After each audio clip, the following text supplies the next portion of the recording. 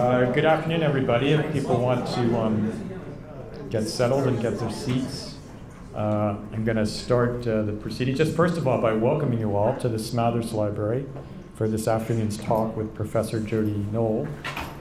As some preliminaries, the way that we're going to work the program today is Professor Jody Noll will be speaking about his book, The 1968 Florida Teachers' Strike, which I have a copy of right there. And when he's finished, his father, our own Professor Steve Noll, will be doing a short kind of afterword.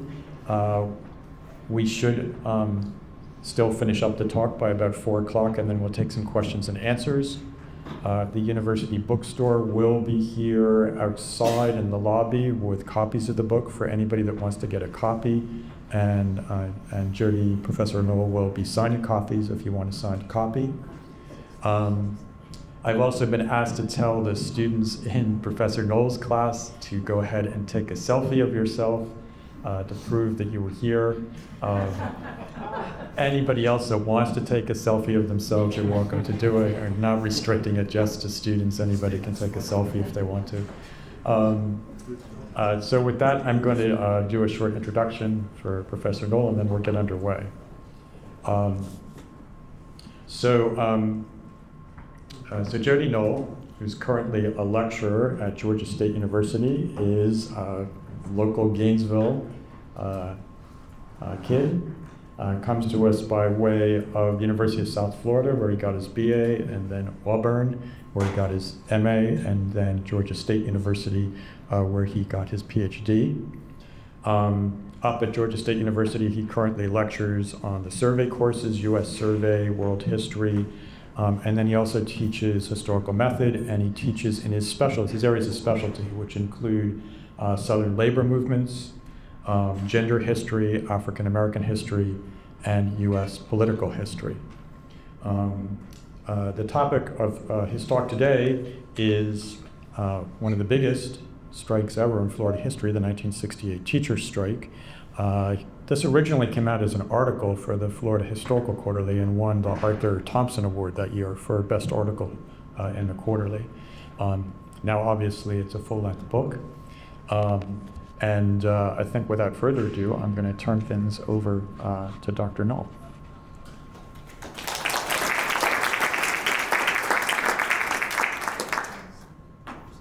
Okay.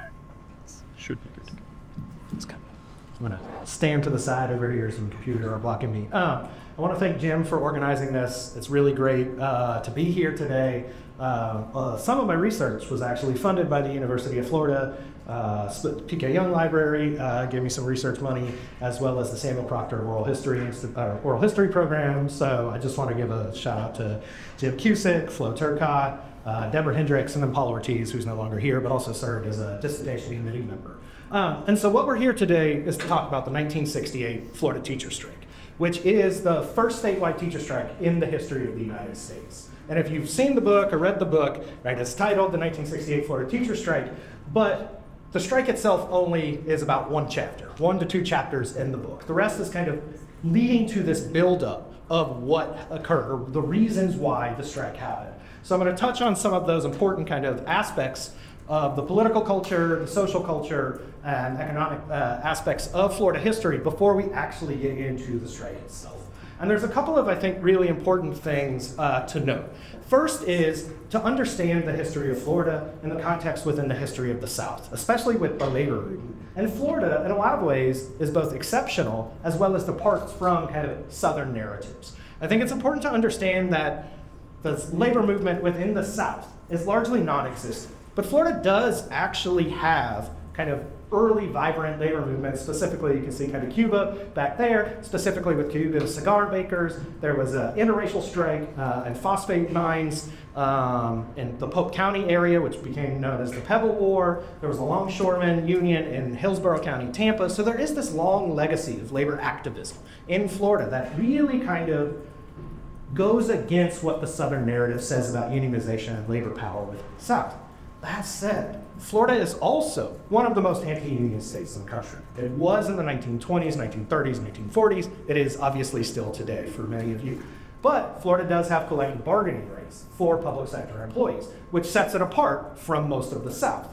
And the reason why Florida has collective bargaining rights largely has to do with the 1968 Florida teachers strike.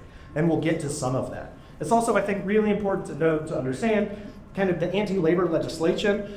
Florida really creates a model for anti-unionism. They're the first state in the country to enact right-to-work laws in the 1940s. So what you are seeing in early Florida, early 20th century Florida, is this push-pull. You do have some pockets of labor activism and labor militancy that is seeing some successes. But you also have a state who is pushing back on those successes to create kind of a much more restricted labor movement within the state of Florida. But I think the legacy of the labor movement does play a role in the development of the first statewide strike, teacher strike, in the history of the United States. But to really understand the strike is also, it's important to understand 1950s, 1960s Florida and what is going on.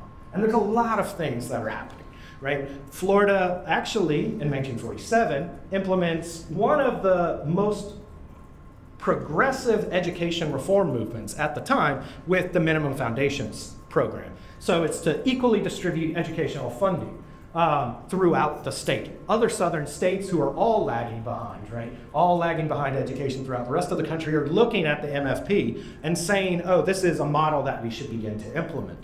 Less than 20 years later, in 1968, the MFP has become completely outdated.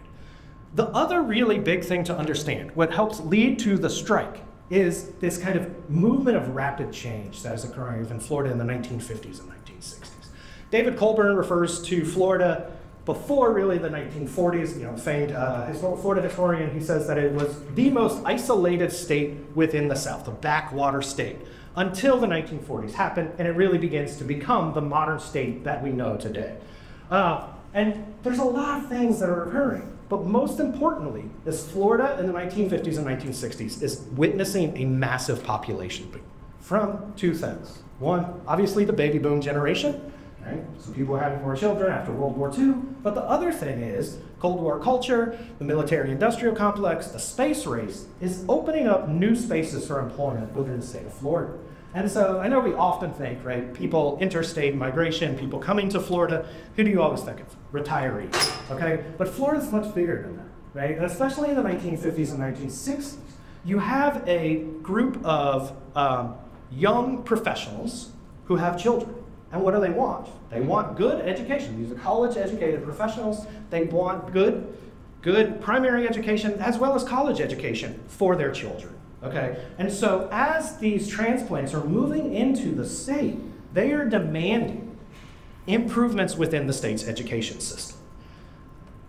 But what else do they bring? They bring children who increase class sizes, okay, and the need for increased educational funding, right? And so almost immediately in the early 1960s, what you begin to see is that the school systems and the education funding programs cannot keep up with this population.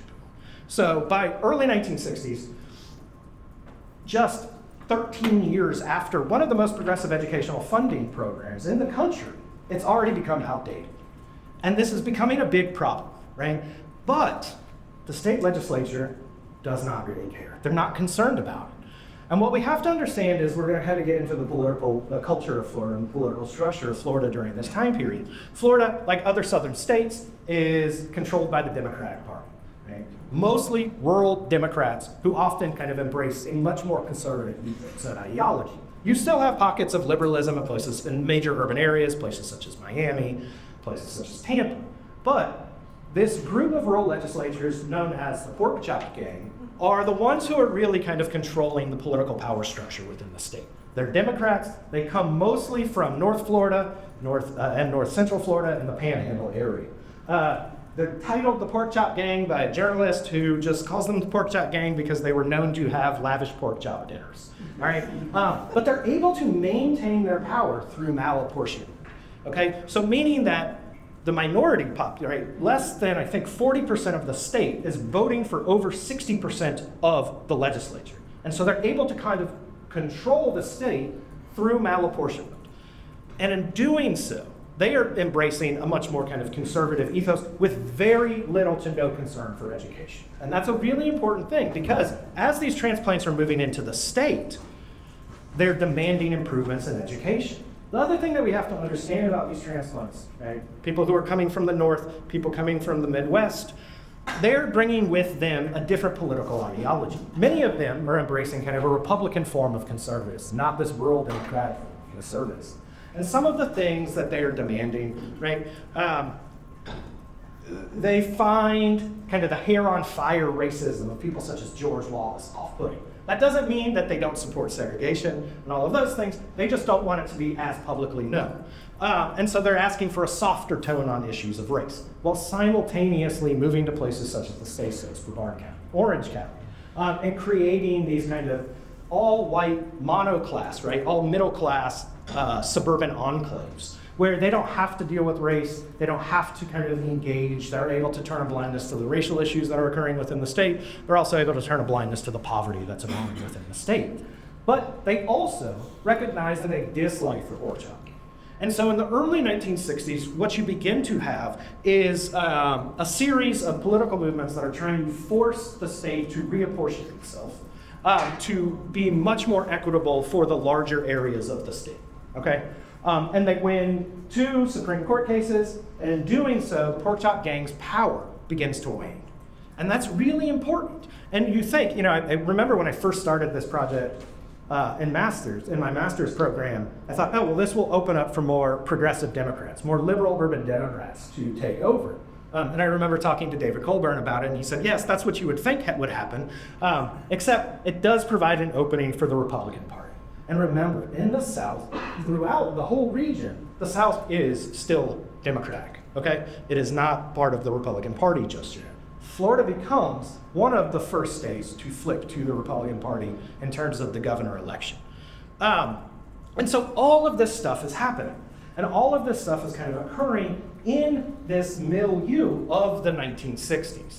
And what do we know about the 1960s? Well, we also know that it's a period of kind of social activism, right? You have the students' rights movement, anti-war movement, civil rights movement that are all occurring and really increasing by the late 1960s. And so when we understand this 1968 Florida teacher strike, we have to understand it within context of all of these different factors that are occurring. And we have to understand it as a way to see what leads the teachers to an embracing a much more kind of militant form of teacher activism and teacher labor. The other thing that we need to know, and what I want to kind of understand, is the union structures of the time, right? So most of Florida teachers are represented by the Florida Education Association, which is an affiliate of the National Education Association, the NEA. So you have the FEA, you have the NEA.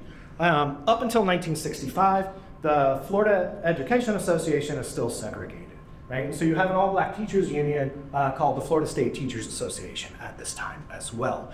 And what's occurring in the 1960s within teacher unionism, especially the NEA, and what will become the American Federation of Teachers, is this really kind of rivalry for members, right? So the American Federation of Teachers, which is much more aligned with kind of more liberal labor unions, wants to use the NEA stance as a professional organization, because that's what the NEA views itself as. It's not, at this point, not really viewing itself as a labor union.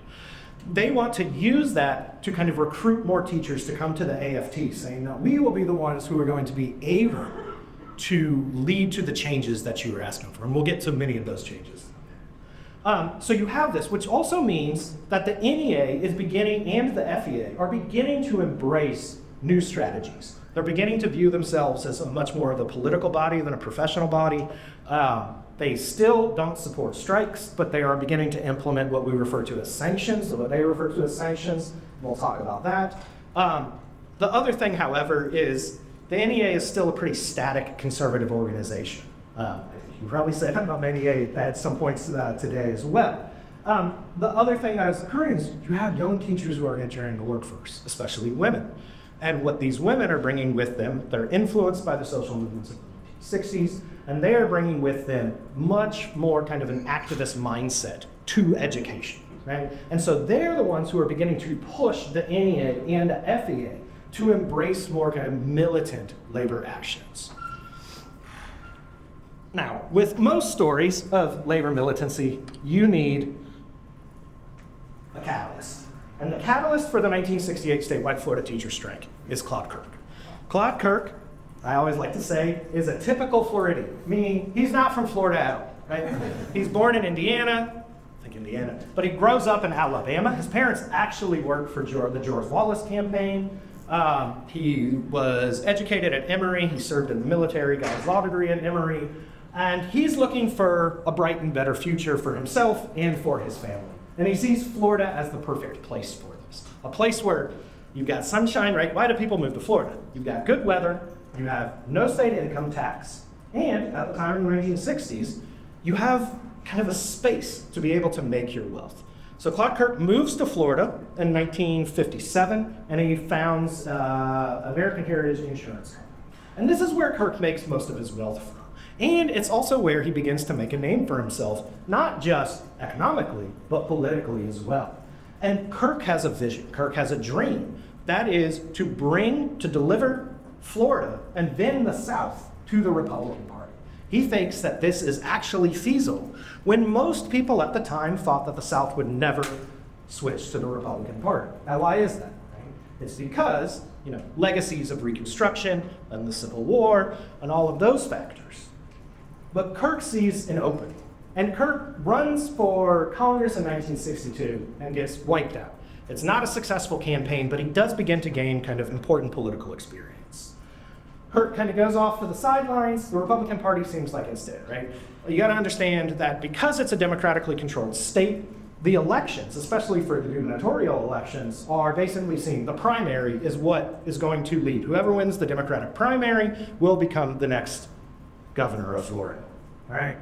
So when Kirk is kind of stepping into more prominence, you also are beginning to see a fracturing of the Florida Democratic primary.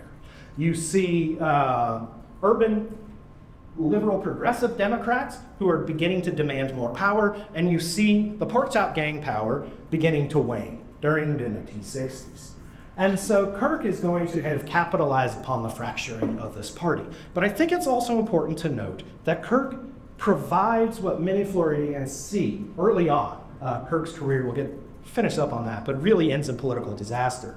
But early on, they see Kirk's vision for Florida, which is to make Florida kind of the financial epicenter of the country. It's a form of conservatism that I refer to as sunshine conservatism. He wants to make Florida a financial epicenter. He pledges no new taxes ever. He is also beginning to demand ideas which I think are early forerunners to Elon Musk's DOGE program, right? He wants to run politics. He thinks politics and the government should be run as a business, and implementing business model ideas of efficiency within the government and aspects of the government such as education are really fundamental to Claude Kirk's plan. Now, Kirk is looking, by 1965, he's beginning to look for an opening. He's trying to figure out if this will be actually feasible, and he's beginning to gain some traction. You also are having kind of grassroots conservatism, young adults who are beginning to stump and move around and trying to get Kirk's name out there in much more prominence. And one of the things that Kirk sees that will be able to provide him with an opportunity to kind of stake his claim in Florida politics is Florida's failing education system. By 1965, the state of education in Florida is a complete and total disaster. The National Education Association, the NEA, is asked by the FEA to come in to basically examine and study Florida's education system and figure out what's wrong. What is going on with Florida's education system? And they basically say, just one, education in Florida is way too political. That's not going to change. Still hasn't changed. Two, funding is nowhere near the levels that it needs to be for the amount of student population that the state has.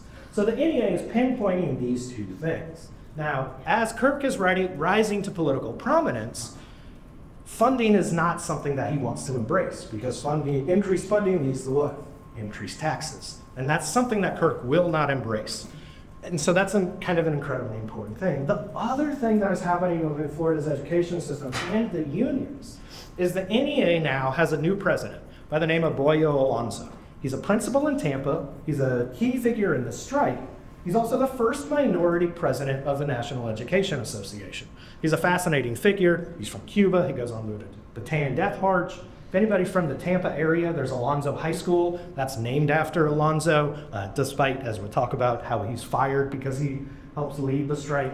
And so Alonzo is the president of the NEA, as he's still a principal. And what he's doing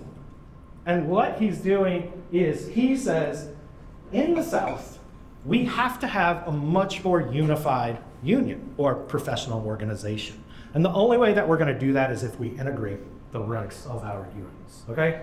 And so he sees Florida as a perfect test case. He sees it because there is early iterations of interracial collaboration between the Black Teachers Union and the White Teachers Union, especially in Goldsboro County. The FSTA chapter of Hillsborough County in the 1940s is going to sue the state of Florida over unequal pay. They're saying it's very clear, separate but equal is not true because white teachers and black teachers are paid significantly different, right?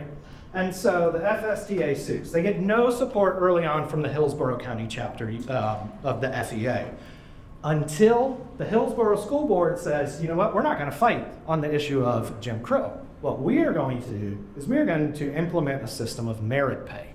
And this will allow us to keep unequal pay for black teachers, but it's based on merit, okay? And as soon as that happens, the White Teachers Union says, no, we don't want merit pay either. This is not a good idea. And so 1947, they really come together. And kind of a surprising move, it really terrifies the school board of Hillsborough County. And they say, all right, we're getting rid of merit pay. We're giving equal pay to black and white teachers. The same day that they come to that decision, the courts actually rule that merit pay could go into effect. But by that point, Hillsborough County sees this interracial collaboration, sees it as threatening to kind of their power structure, sees it as threatening to education, and so they say, no more merit pay, black and white teachers will get this, right? So you have this legacy of interracial collaboration amongst white and black teachers that I don't necessarily think you see in a lot of other southern states early on. By 1965, Alonzo says that the state of Florida is going to become the test case. And they're going to integrate or merge the Florida State Teachers Association with the FEA. So it's the first integrated professional teachers organization in the South. It's really, really kind of important to unionization and teacher units. And without that happening, I don't think you actually have the strike occurring. And we'll talk about kind of the racial dynamics of that as we kind of move forward. But it is an incredibly important moment. You can read the book for more details on that. It is an important moment. It's not all kind of kumbaya, right? There are contested spaces. There is an instance of a black union official attacking a white union official. They have to do an investigation. They end up ruling in favor of the black union official, saying that he has, of course he would have punched this guy. He faced small racial indignities every single day. But what it does do is create a much more kind of unified teaching force, which will, that idea of unified, like one unified voice is going to only be strengthened in 1967 and 1968 with the teacher strike. So you have all of these factors, right? So you've got merger of the FEA and FSTA. You have the NEA report in 1965, which says that Florida's education system is a complete disaster. In order for them to become a modern state, they have to fix their education system. And then you have Claude Kirk, who is kind of entering into political prominence with Lee State. And Kirk, at first, is seen as an outlier. He is begging the National Republican Party to come in and give him support. And they're saying, there's no way anybody in the South, any Republican, can actually win an election, can win the governor race. So we're not doing it. He convinces this famed Republican strategist, aptly named Robert E. Lee, coming off a massive victory in Colorado. He convinces Robert E. Lee to come down. And when and they fly around Kirk's the state of Florida in Kirk's private jet. And Lee has this quote that I think is really important to understanding Claude Kirk, right? Because Kirk's appeal does not come from his political background. Kirk's appeal comes from the fact that he's a political outsider. He's not embedded within the political power structure of the Democratic Party or the Republican Party. He is also wealthy, and he says that he's a great business person. great business. Right? So that's where his appeal comes from. He's also a great salesman. And I think that that's where a lot of his wealth comes from, and his appeal is he's able to sell people. And that's what Robert E. Lee, not the general, but the Republican strategist, that's what Robert E. Lee really says, right? He notices that, and he has this great quote that says, if you were to tell me before I met Claude Kirk that a Republican could win the governor mansion of the state of Florida or anywhere in the South, I would say that you were smoking opium. You're just high on oath. Until I met Claude Kirk, until I flew around with him. And I have realized that this is the man who can sell the South, or sell the Republican Party to the South.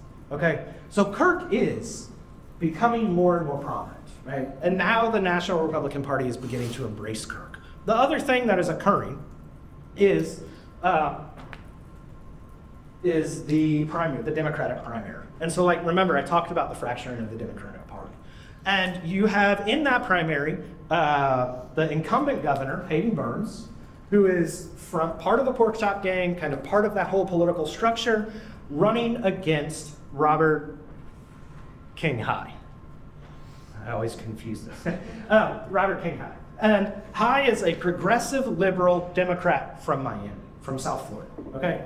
And so in this primary, it's a particularly nasty primary. And everybody at first thinks that Hayden Burns is going to be able to just kind of wipe the floor. The same kind of rural Democratic conservative power structure is going to be able to wipe the floor with the liberal urban Democrats, right? But that's not what actually happens. You can see the change that is occurring within the state of Florida. And High wins rather significantly in the primary against Hayden Burns. And this is going to completely fracture the Democratic Party because Burns refuses to endorse High. And many of the rural legislatures and rural Democrats, especially in the Panhandle area, never are going to support Robert King High. They don't want somebody from Miami telling them how to run their life and telling them how to control the state. And oftentimes, I think historians of Florida have looked at that as the reason why Claude Kirk was elected. That it had nothing to do with Kirk, it just was he came in at the perfect moment. You can't discount the fracturing of the Democratic Party in Claude Kirk's election. But I do think that Claude Kirk is this kind of, early on, this cult of personality almost, that is very salient to Floridians, especially the transplants who are Republicans. Many of them are kind of bringing their political affiliation from the North, from the Midwest, down to Florida with them. And so Kirk is becoming this big figure. I'm not going to get into many of the elections, but Kirk surprises everyone, and he wins rather significantly. He defeats High, and he's going to win rather significantly. And Kirk's campaign, which many politicians don't do, is he's campaigning on a couple of things. One, he's going to make Florida first in the country. He has no strategy on how that he's doing that, but he loves to make these kind of large, bombastic statements. Two is he's going to make Florida's education system the best in the country. Again, he doesn't have many ideas on that. His ideas are, we will never raise taxes. There's no reason to do that because education in Florida, like all government programs, are inefficient. So we are going to implement a business model of efficiency within education, and that's how we're going to find all of our extra funding, right? So we don't need to raise taxes because we just need to make these educators who don't know how to run a business become more efficient. Embedded with that is he has ideas of the computer will replace teachers, so we need to be thinking about technology. He also begins to say, things he wants to get rid of teacher tenure or continuing contract for the educators, right? And he wants new systems of merit pay in there. And for him, he wants to ensure that the FEA never gains collective bargaining rights, thus ensuring that it will never actually become a true labor union. That's really important to him, right? Because remember, he's also recruiting industries down to the state who bring in young professionals who have children, so he has to have a good education system for them. And the other thing he has is, the other thing that he's doing is kind of setting this vision for what Florida will become. And for the NEA, as soon as Kirk is elected, he's elected in 1966, he takes office in 1967, immediately the NEA and the FEA say this is not good. Everything that this man is doing goes counter to the things that we need changes to. And what I think is important to understand about this strike, as well as a lot of teacher strikes and forms of activism, is very rarely does it focus solely on pay. Pay is an important factor, but it's not the only factor. And teachers now are pointing to the problems of education within Florida, including out-of-date textbooks, decrepit facilities that cannot house all of the students who are moving now to the state. They complain about people falling through the roofs and cockroaches kind of climbing all over the place in these schools. One of their biggest complaints is the vast majority of schools don't have air conditioning. We're all in Florida. Imagine going to school, high school, or college, or whatever school, in May in Florida. It's not fun, and the teachers are saying, right, it's almost impossible to teach these students without air conditioning. Now, air conditioning plays an important role in the development of Florida because once home air conditioning units become much more affordable, now people are wanting to move down to Florida. And so they have a lot of complaints. They do want higher pay, that's certainly true. But they want collective bargaining rights. They also want more professional autonomy. They view themselves, rightly so, not as, I think, societal views of teachers as kind of more babysitters or caretakers, right? What they view themselves as highly qualified, highly educated professionals, and that they want to be treated the same as people of the same status, right? Educational background, such as engineers, and they don't get that. And there's a lot of reasons why teachers don't get that. I think one of the largest reasons I talk about in the book is obviously kind of the feminine nature or societal perceptions of teaching as a feminine profession. And in many of the interviews, the women I talk to, they talk about how they never really wanted to be a teacher. They ended up loving it, were great educators, but society basically demanded, you're gonna go to college, you have three choices. You can be a secretary, you can be a teacher, or you can be a nurse, okay? And these kind of professions of care. And so as these teachers are coming in, they don't necessarily have this kind of emotional pull to teaching. You're saying, I want to be a professional, I want to be respected as a professional. And certainly part of that comes with pay, but also giving us more professional autonomy. Don't have non-educators telling us how to do our job. Very similar to what's going on in today. Things don't really change. So by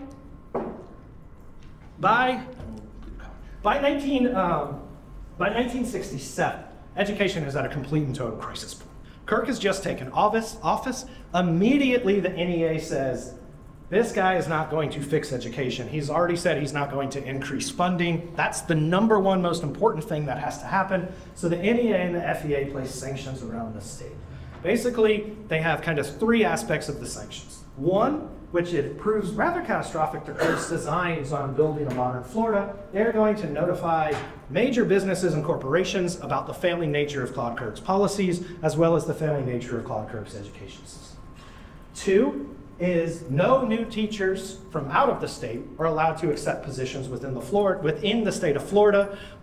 If they do and they're members of the NEA, they will be thrown out of the NEA.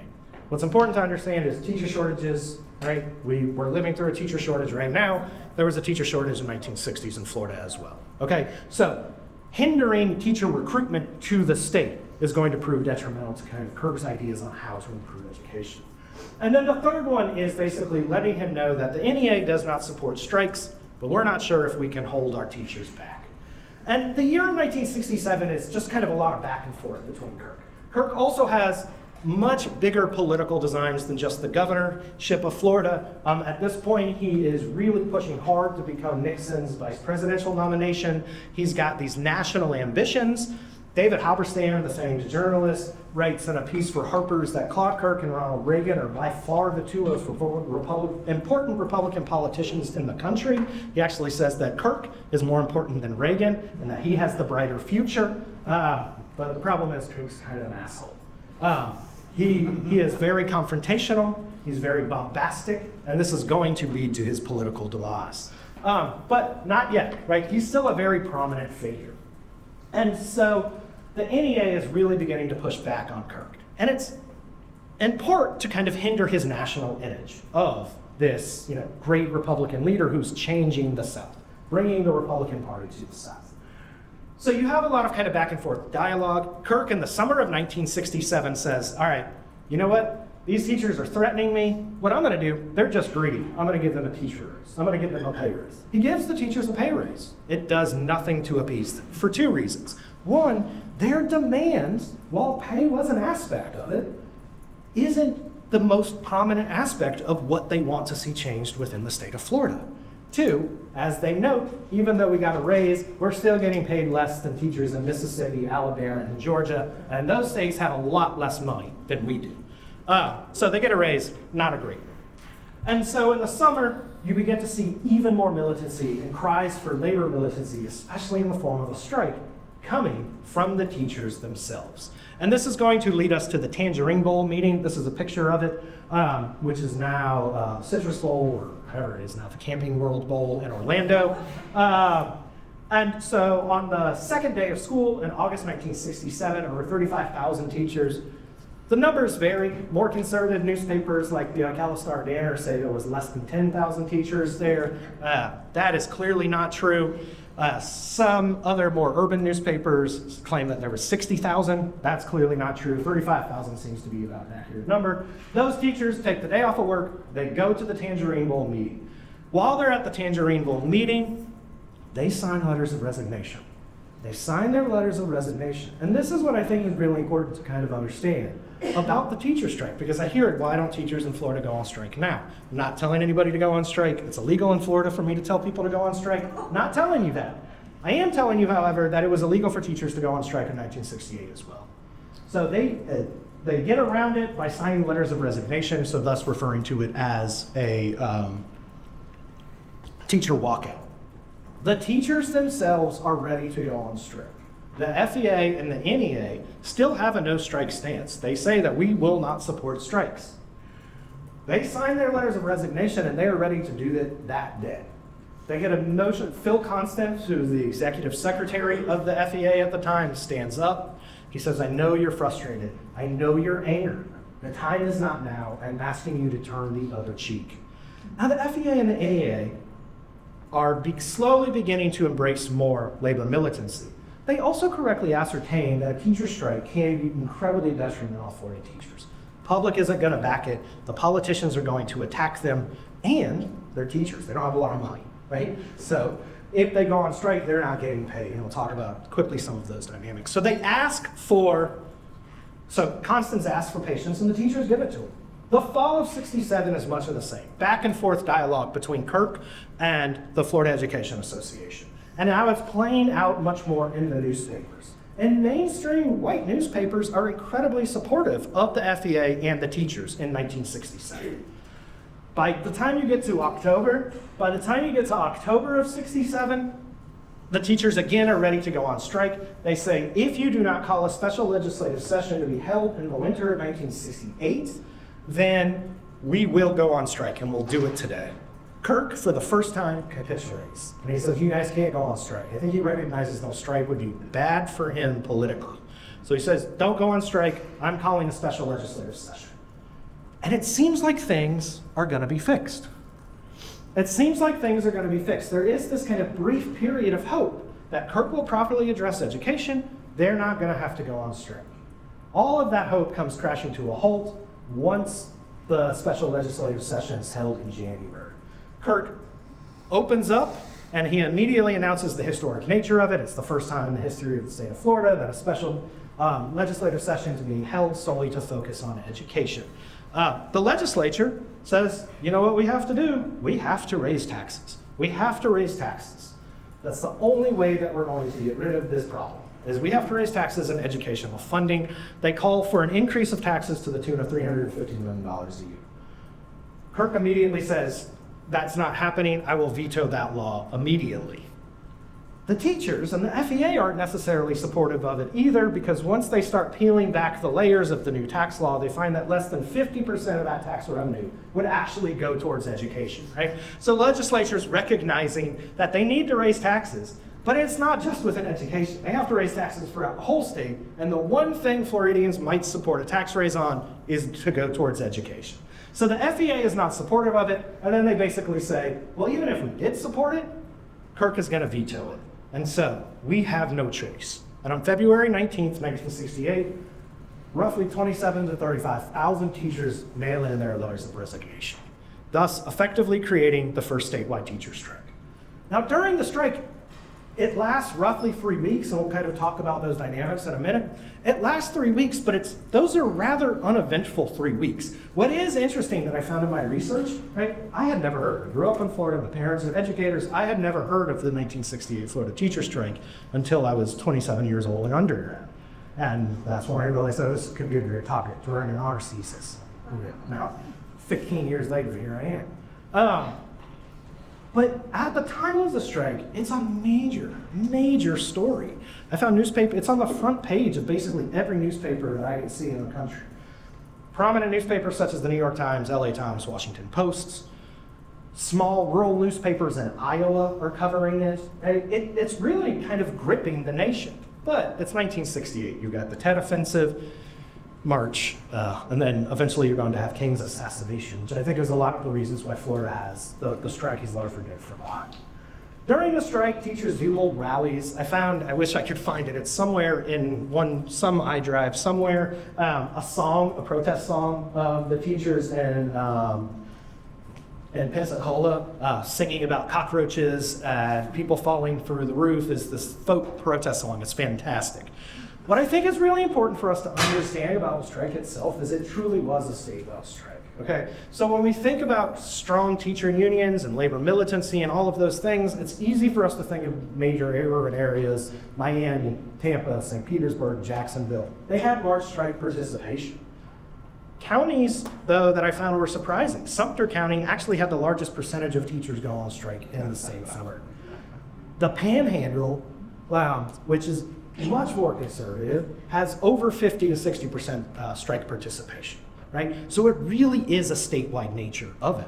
And in fact, famed Miami Union leader, Pat Tornillo, who I don't talk much about in the book, he's a fascinating figure, one of the most kind of powerful union figures in Florida, and I would argue in the country for about a period of 30 years, who then is arrested towards the end in the early 2000s for large-scale embezzlement from the Miami Teachers Union.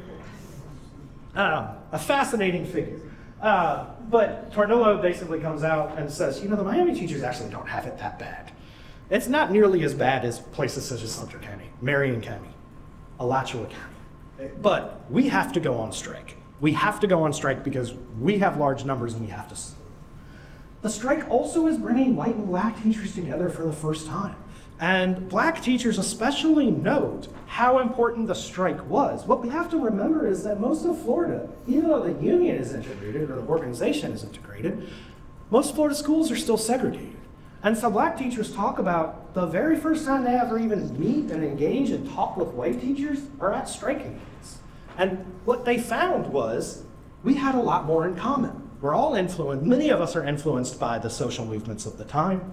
Also, as black teachers, we thought we had it bad, right? And they did in segregated schools. They're talking to the white teachers and they go, oh, the white teachers have it bad as well, right? And so they're creating these interracial bonds that I think are fundamentally important to understanding eventual desegregation, as well as it's a unified union, right, at this point. And so they have a much more powerful voice through kind of their interracial collaboration. But as the strike continues, teachers are losing patience. The public, especially the white newspapers who were supportive of them in 1967, in the fall of 67, are calling them, greedy individuals who want unionism to run amok. There's op-eds referring to them as Jimmy Hoffa-esque tactics. And so they're constantly being besieged. They also failed at one aspect that they thought would be the best way to find success, and that is shutting down the schools. I think it kind of demonstrates Kirk's ideas. Kirk refuses to shut down the schools, one, because he recognizes how catastrophic that could be for him, right? Why would that be so catastrophic? Because parents don't have a place to send their children in the day, okay? So he recognizes that if he wants to maintain public support, he is also going to have to keep the schools open. But his plan, I think, also speaks to how he feels about education as a profession, which is he's just going to hire anybody off the street to serve as teachers, as substitutes. Sometimes they are as prestigious as Dr. Robert Cate, the inventor of Gatorade, who's a chemistry professor at the University of Florida. He comes in as a strike breaker. And he comes in, he does an oral history in the 1980s with the Samuel Proctor oral history program. And he says, I never came around to supporting the teachers, but my week in the classroom taught me one thing. teachers have it incredibly hard. I can go teach my graduate students, and I know that they will listen to me. I go in and teach a group of unruly high school students, and I could not get them to sit or listen to me for anything. Okay, so you have some, I don't know if Cade would say he was not qualified, but you also just kind of have military members, Eisenhower, no, not Eisenhower, excuse me, LBJ's top general has to write to the Florida Teachers Union to say, we are investigating to see if the military is sending active duty military members to go into the classroom. We can't find evidence of it, but we think it might be happening. So you do have some military members. If you taught in high school, maybe you have to be a military member. But you also have like very kind of unqualified people, which leads to, I think, the largest group of support for the teachers, which is the students themselves. And in fact, the only people I could see who got arrested during the strike, because it was illegal for teachers to go on strike, were students for walking out in solidarity. And a lot of it has to do with the fact that we're saying that we don't have the support of these teachers, or we don't have the support of the state, and these teachers need our support. But even with student support, black newspapers are also heavily supportive of the teachers, urging black families to keep their children out of the schools to support education. Even with this, the teachers after 3 weeks are already exhausted, beaten down, tired, and they begin to look to the FEA for a way out of the strike. Mid-March 3rd, Claude Kirk announces to the state of Florida the strike is over, that he's gotten complete victory. There's only one problem. The FEA says we've never actually talked to Claude Kirk about this. We have a meeting planned, but we've never actually talked to Kirk about this. But with that kind of declaration, the strike is going to really fizzle out. They come to a few negotiations. Most importantly is they're trying to figure out how to rehire the teachers. They do so basically by saying that school boards are allowed to bring the teachers back. Some teachers remain out of their jobs, especially principals, because principals and vice principals go on strike as well. And those are the ones who are largely going to lose their jobs. But a lot of teachers are able to come back. But they come up with 3 major compromises that I think lead to, right? The strike is seen as a loss at the time, and up until my research, I think most scholars have looked at the strike as a loss for the teachers. But they come up with a few major things. One, they get $20 million extra dollars for the remaining school year in funding. 2, Kirk also promises that he's not going to implement merit pay, and he won't support stripping teachers of teacher tenure. And 3, that tax law that Kirk said he would veto, he signs into law, making Claude Kirk, the governor who ran on never raising taxes, the governor to sign the largest tax increase in the history of Florida at that time. Those are 3 fundamentally important things. What else is happening is in 1968, the summer of 68, they're rewriting the state constitution. The legislature is rewriting the state constitution. And what they do is they say, we have to prevent this teacher strike from happening. And they come up with a plan to say, all public sector employees in the state of Florida will now have collective bargaining rights as protected by the state constitution. It is also illegal for them to go on strike. So you have that kind of dual clause in there. You have collective bargaining rights, it's illegal for you to go on strike. Again, I'd like to remind everybody it was illegal in 1967 as well. That goes in and out of the courts until 1974, where the state Supreme Court of Florida says that this is constitutionally illegal, you have to implement it. And by 1975, all public sector employees in the state of Florida gained the right to collectively bargain. The Secretary of Labor at the time refers to it as one of the most important forms of collective bargaining, and that all states should implement the Florida plan. And you see this kind of wave of states around the country giving collective bargaining rights to public sector employees, especially teachers.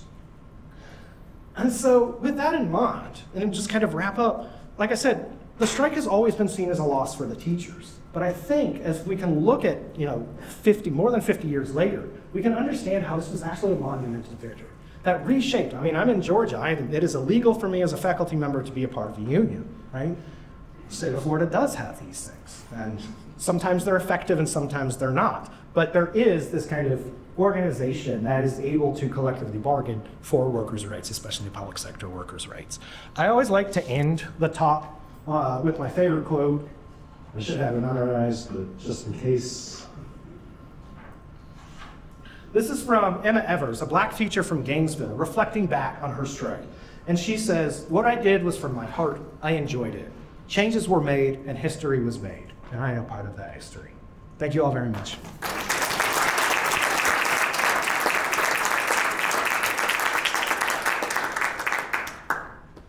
All right, we have a few comments. I'll bring this up for Professor Steve Noll. Steve, let me just get your PowerPoint set up for you. Oops, sorry. That's Jody's again. That's Jody's. Yep. This is yours.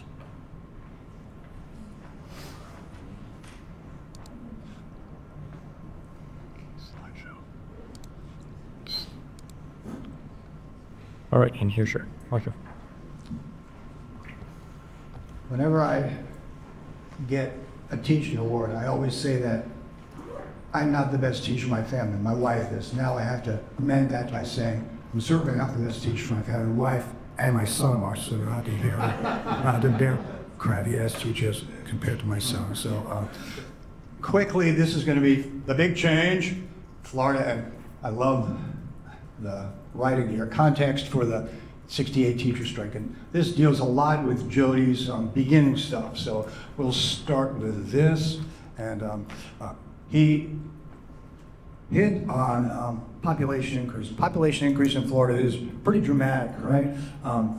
Population 39% increase during the decade that we're talking about. Electoral votes increase, and Florida becomes an important player in the national scene politically. Right, you can see the numbers here, and this great chart of population growth, and certainly that ties into what Jody was talking about the need for schooling, the need for larger schools, the need for more teachers, the need for better schools, and of course that talks and ties into funding, right?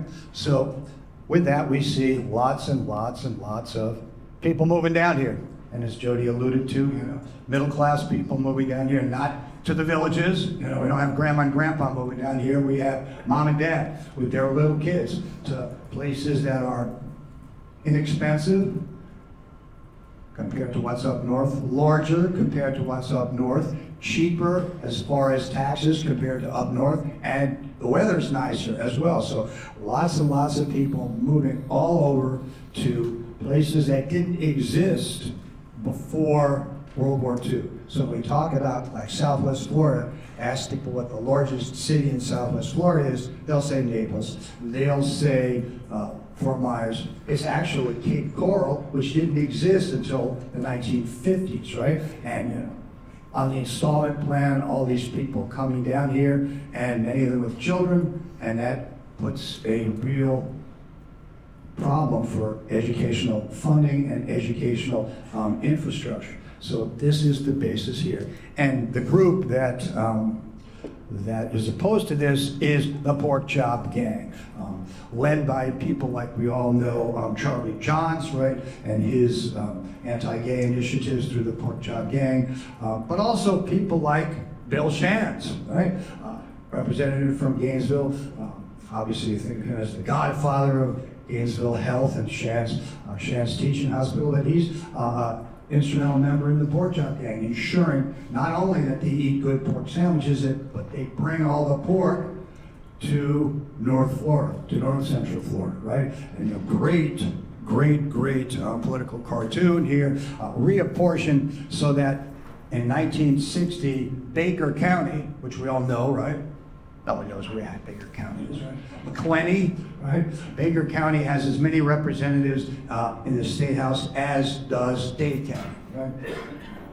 Baker County has 5 people, Dade County has 50 million, but they're the same, right? So kind of amazing. So, they are there to ensure that they retain their power, they retain their influence, and that they retain the old ways of Southern segregation. And I think what Jody said was really important, the differentiation between different kinds of conservatism. This is rock-ribbed Southern old-line conservatism, right? And as Florida grows and as the power of places like Miami and St. Pete and Tampa grow, we're going to see attempts to ameliorate the power of the Pork Chop Gang, which finally occurs in 1967 with Florida's one man, one vote case, called Swan versus Adams. Tom Adams is the Secretary of State of the state of Florida, and goes all the way to the Supreme Court. After it goes to the Florida State Court,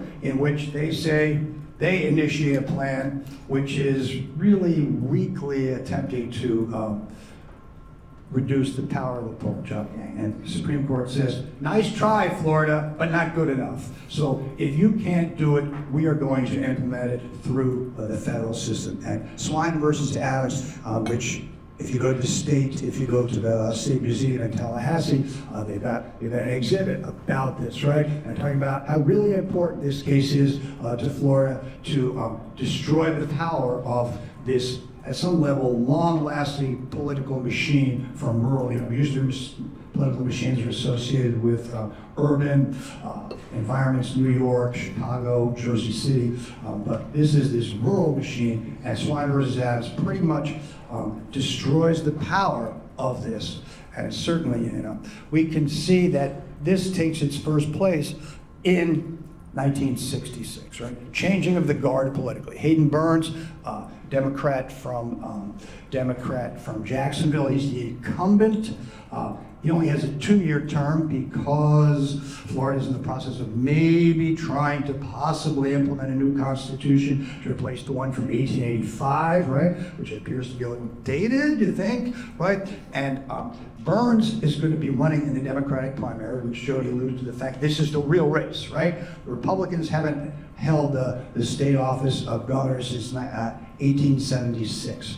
So Robert King Hyde, mayor of Miami, Democratic, liberal, pretty liberal, progressive, is running against Hayden Burns. And we have a 2-tiered primary system in Florida at this point.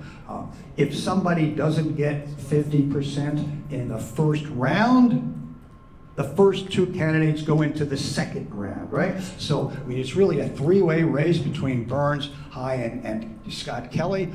And you can see, it's pretty close, right? Everybody gets between 30 and 35%. Kelly's out of the picture. We have and who's the winner in the first primary? It's Hayden Burns, right?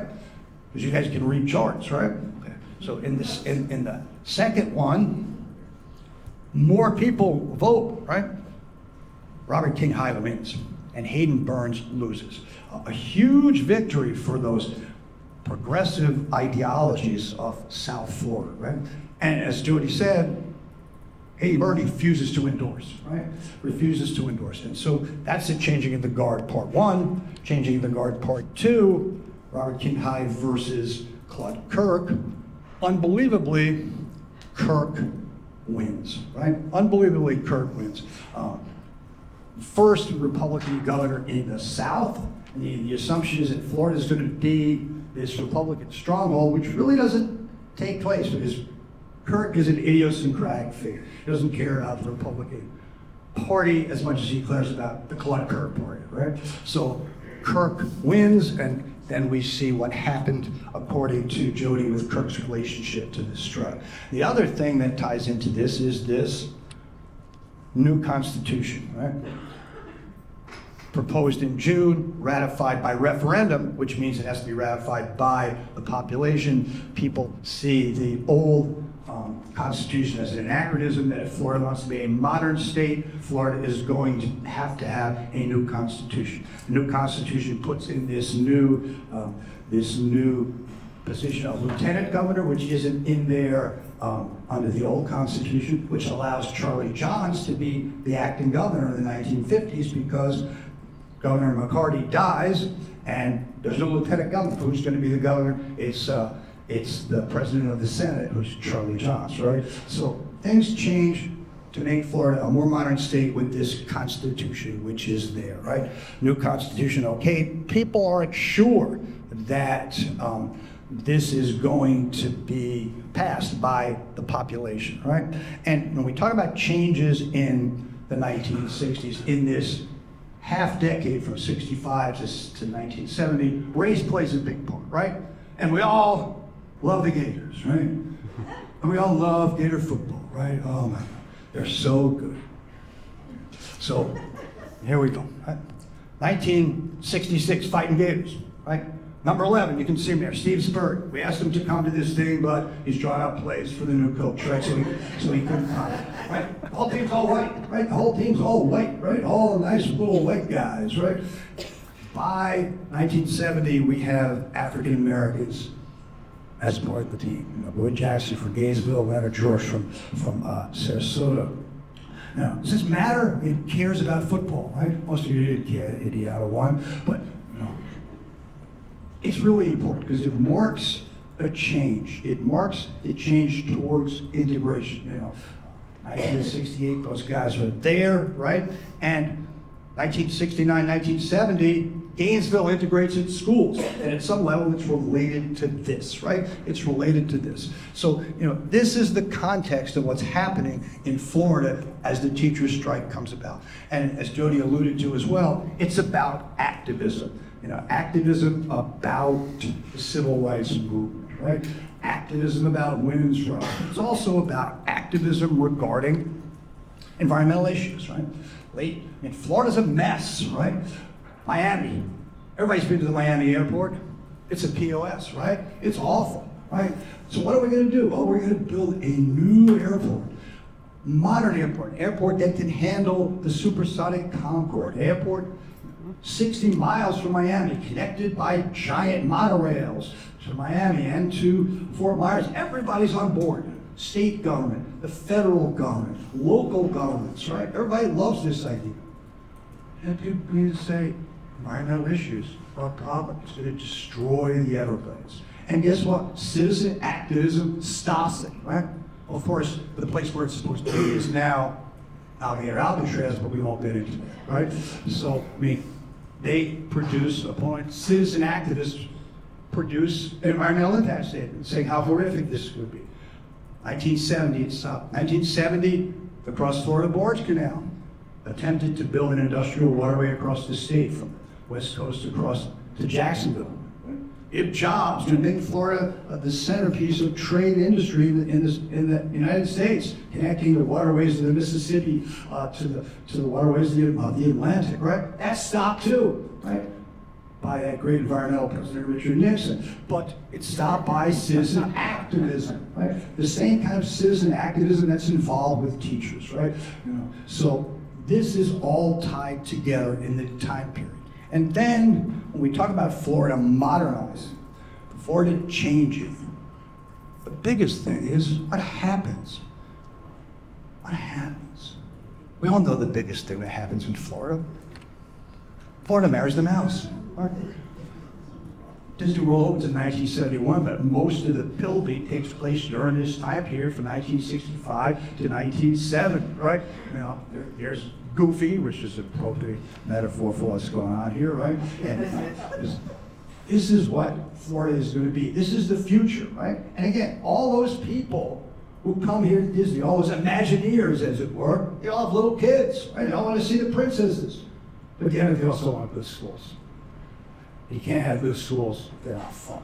So all this stuff ties together, and we'll end with this slide, which I think is really a good slide. So, all right, thanks.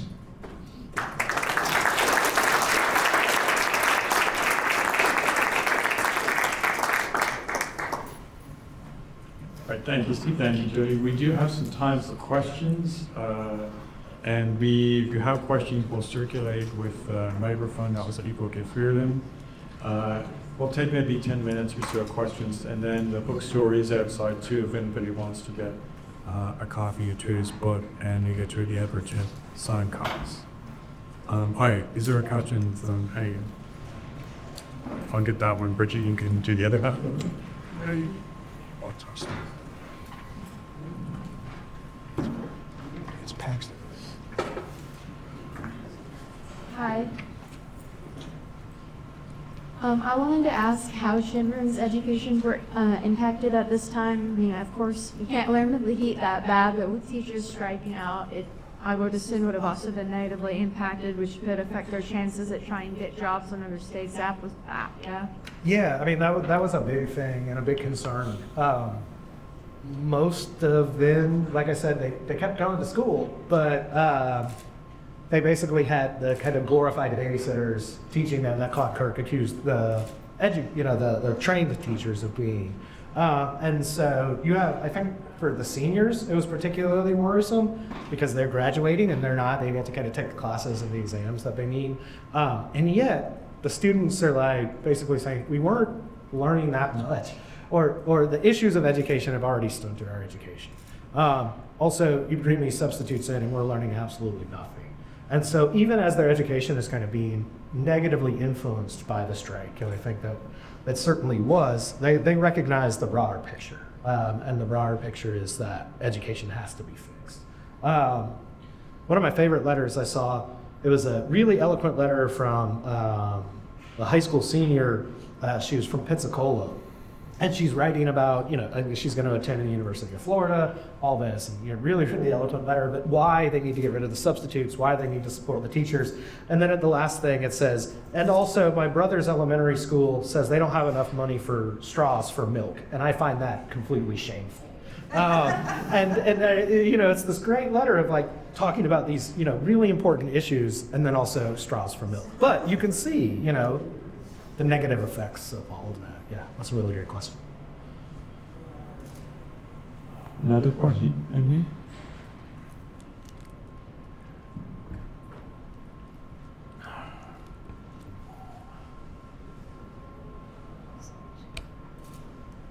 Hello. I was wondering about this section about sanctions and how one of the first things that the teachers did was tell the companies in Florida what FERF was planning to do. And in conjunction with what we were talking about with Walt Disney World, I'm wondering if any of these companies formally backed the teachers' unions or if any additional funding was given, and if that had any effect with the quality of education that we now have in most counties in Florida. Yeah, it's a good question. They don't ever back the teachers, right? Because these corporations don't want unions. Disney certainly doesn't want unions. That said, they do, I think, pressure Kirk. And I'm not sure they don't pressure him enough to capitulate, to avoid the strike completely. But they do pressure him enough, I think, that eventually, he's able to come to the table and compromise. Because he has this really kind of strong anti-union stance. And he sees the only way, or one of the biggest ways he can use the strike to his advantage, is he has this kind of national image of a strike breaker who's kind of fighting against lawless unions. So I think it's an effective strategy, but obviously it wasn't effective enough, right? Because then they end up going on strike. In terms of how it affects current states of education, it's still so similar, right? And I think, the 1970s seems, at least from my looking at it, seems to be kind of a watershed moment for teacher power. There's this movement called the teacher power movement, obviously influenced by Black Power movement during that time period. And in Florida, I think the teacher power movement in the 1970s really kind of hits a peak. And I don't have data on it, but from my understanding, like the 70s was this really important moment moment for education within the state of Florida.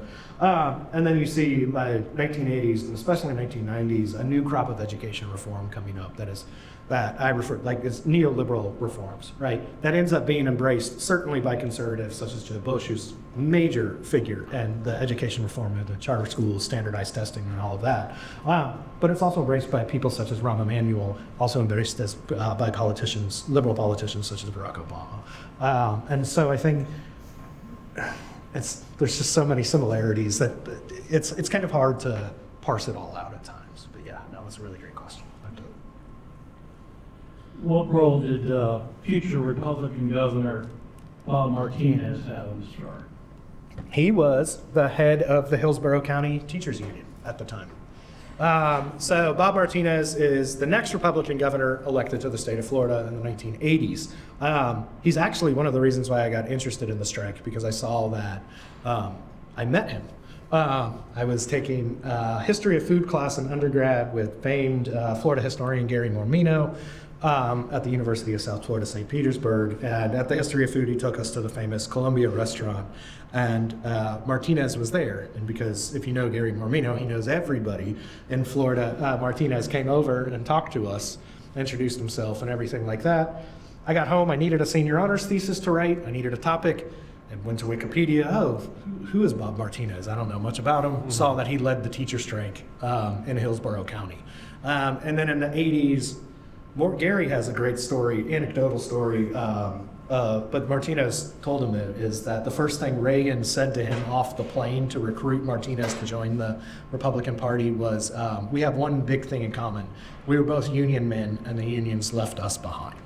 And Martinez talked about that comment was one of the reasons why he switched to the Republican Party. We also saw Martinez talk 15 years ago at South Florida environmental rights talk. And this is right at the time of kind of the proliferation of the Tea Party movement. And I found it striking. He wouldn't have been a Republican in today's political culture, I don't think. Even 15 years ago, some of the things he was saying, I remember thinking the Republican Party would have kicked him to the curb at the time. But he's a fascinating, he led the strike for Hillsborough County. He was the paid employee for the Hillsborough County Teachers Union. And I talk about him at the end of the book as well, because I think he's a really great bookend to that. Yeah.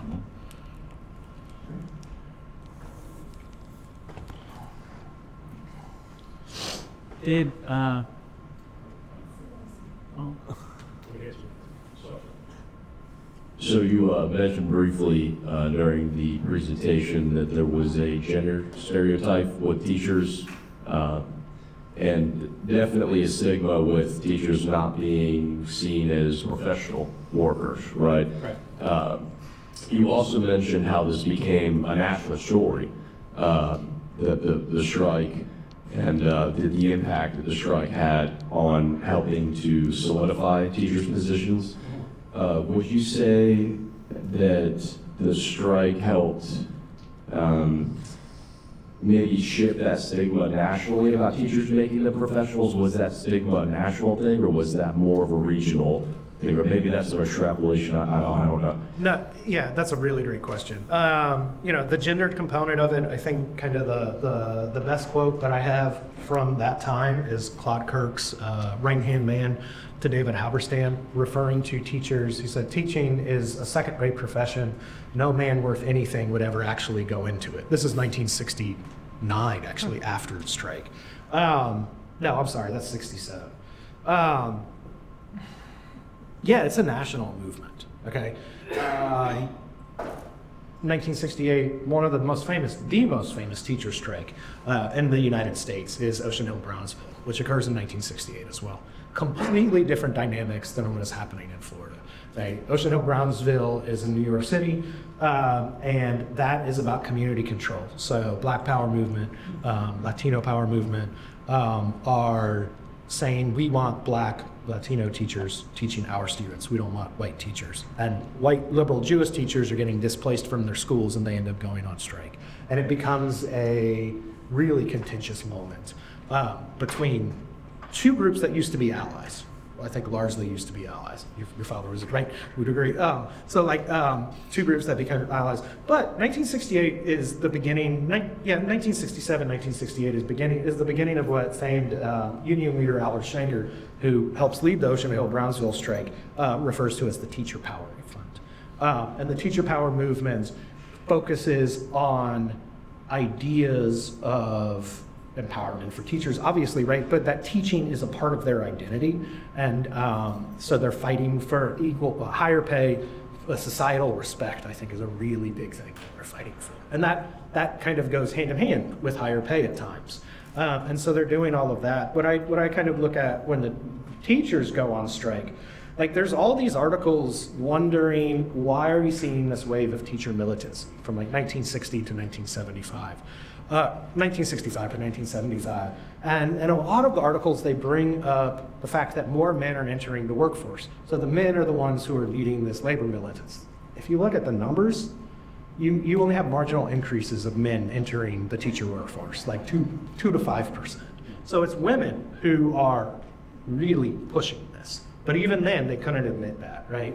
And so I think the mere act of going on strike really kind of fights against, James Sullivan, who went to UF, and wrote really the only article on the strike before me, refers to it as the deferential comportment expected of women, and they're really fighting against, and I think, just the act of going on strike really fights against that deferential comportment notion of that, so. Were there debates? Were there endorsements from the newspapers and TV sections and radio stations? Yeah, so 1967, there's debates. There is a debate between Kirk and not Floyd Christian, Phil Constance, the executive secretary of the FEA, that's on television. And 68, there's not much, right? Newspapers have completely turned against the teachers except for black newspapers. The St. Pete Times especially is a really big one that was heavily in support of teachers and the FEA until they actually go on strike. 67 is the year of debates and kind of fighting for public image. But once the strike happens, the public largely turns against the teachers, which is what the FEA said was going to happen. That's why they didn't want to do it. And they told the teachers, look, once this happens, the public's going to turn against you, and they are going to beat you down. And that's really what happened.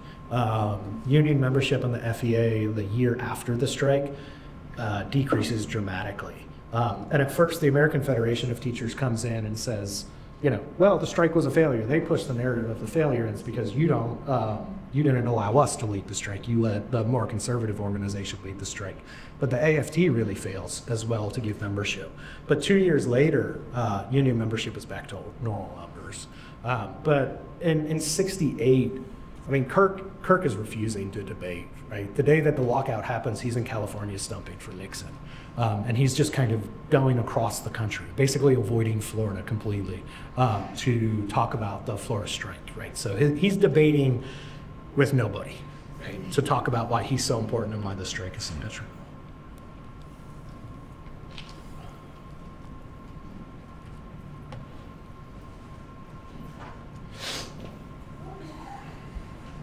Hey, thanks so much for your talk. I'm Michelle. I'm a librarian here. I'm also on the executive council for United Fighting to Florida.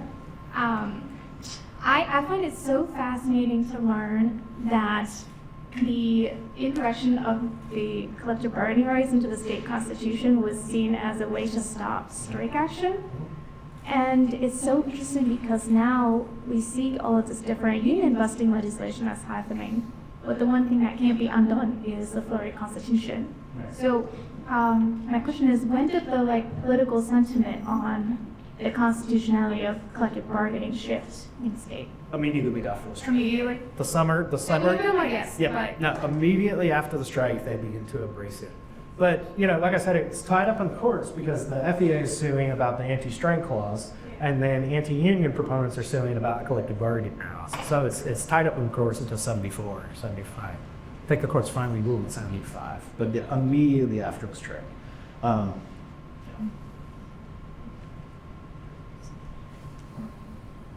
Me again. How you doing? In your talk, there was a part where you mentioned that Kirk said computers might replace teachers. And wondering, in such a period of time for computers, how can you imagine that might have happened? Didn't talk about that at all? Kirk is big on ideas and very light on details. But you got to understand too, right? It's an exciting time for technology in the 1960s. Space race going on. I was bringing up all this kind of new technology that is occurring. And it's a really kind of exciting time. So he never says it, right? But he's like, we need to put computers in every school because they will replace the teachers. And then the teachers will become more of a babysitter, right? They'll help hit the buttons on the computers for the students.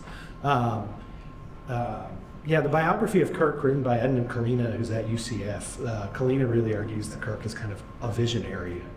I don't know if I buy that or buy Kirk's vision in some regards, but I think he knows to have his time in a lot of different regards. Technology was a big aspect of that. Do you think that at all influenced having computers in the classroom in the following years? Do you think that Florida was a pioneer in that didn't abandon that, or are they not quite correlated? I don't know. He was teaching. No, I think they're pretty far behind. And I think Florida's kind of far behind in technology. So, yeah. But no, that's a great question. Thank you. All right, I think we do one more. Okay, this is your last question. Hi, I just wanted to ask, why do you think the education system keeps facing the same problems over and over? Because much more all the times, it's in a sort of similar state today. So I was wondering what you thought the main issue is. It's so much, right? And I want to, like, I think it's not just Florida, right? It's the same issues. You know, I'm studying, I mean, Florida's bad. Florida's really bad. And I think part of the issue, like right now, in the current attacks of education going on in the state of Florida, have a lot of similarities between Claude Kirk, right? Claude Kirk has national ambitions. He sees education, redesigning the education system in the state of Florida as a way to gain national prominence. And I think Governor DeSantis sees it kind of very similar to that. But my answer to kind of the issues of education at large, like I can kind of see to the political ramifications, but I always have a cop-out, right? And that I can't answer that question because I'm not a policy expert, but it's because the best way that I can think of to improve education in the country is to stop listening to people who don't actually teach and start listening to the teachers.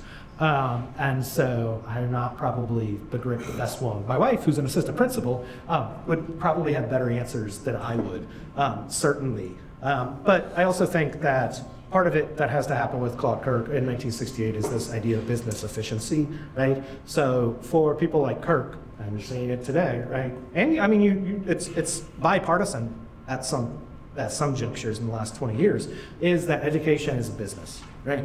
And so if you treat something like a business that you don't see the return of investment for years and years, then it's hard to kind of support that financially, I think. So, but the real answer is we need to listen to teachers, the ones who are actually doing it, and the experts, not people like me or politicians. All right, I'd like to thank both of our speakers, Professor Noll 1 and Professor Noll 2.